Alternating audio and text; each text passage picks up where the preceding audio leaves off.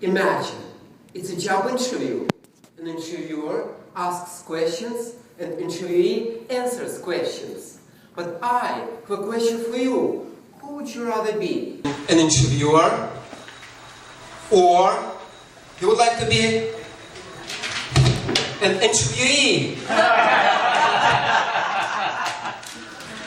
Would you prefer to be an interviewer? Powerful,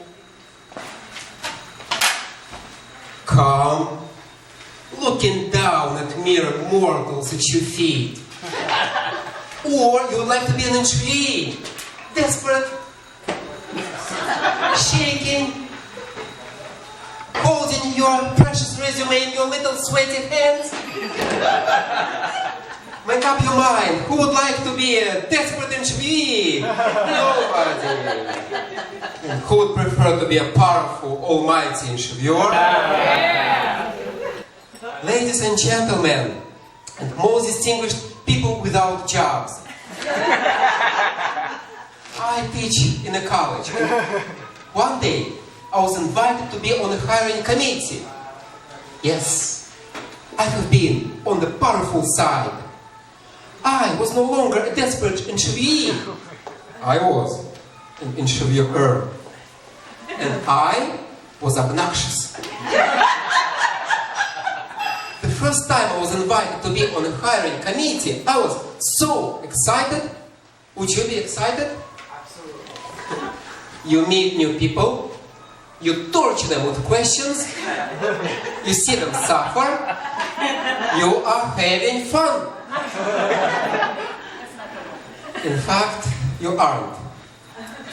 The hiring process is a symphony of lies.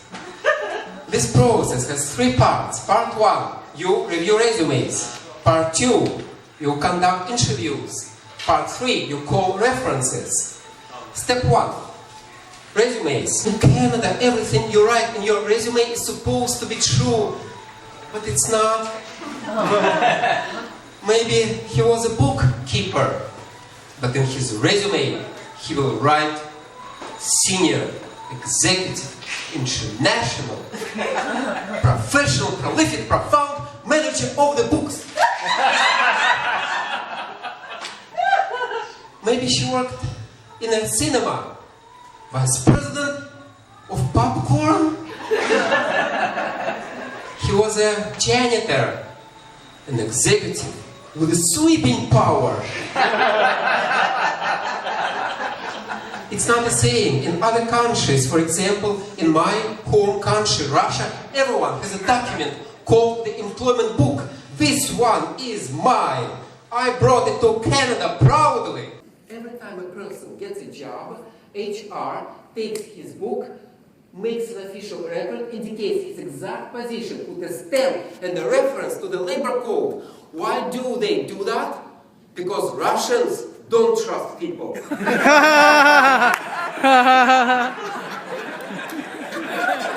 interviews. A job applicant enters the room. He came well prepared.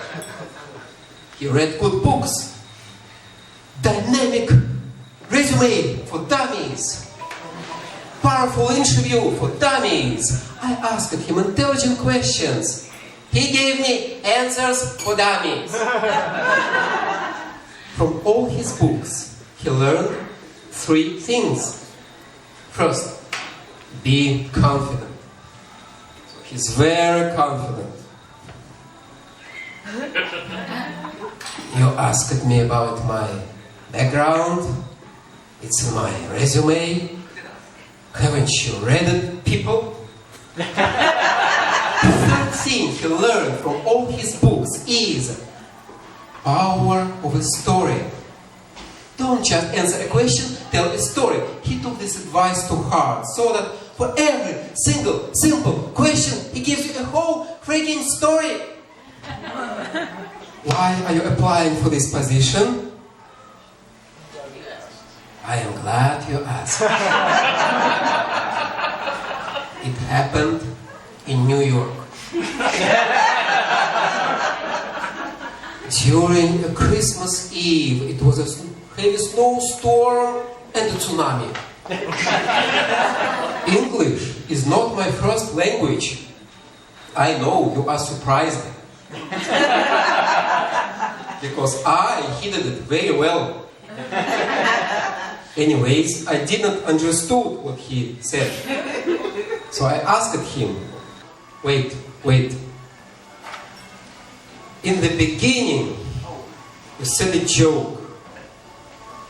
I didn't get it. Can you explain your joke to me?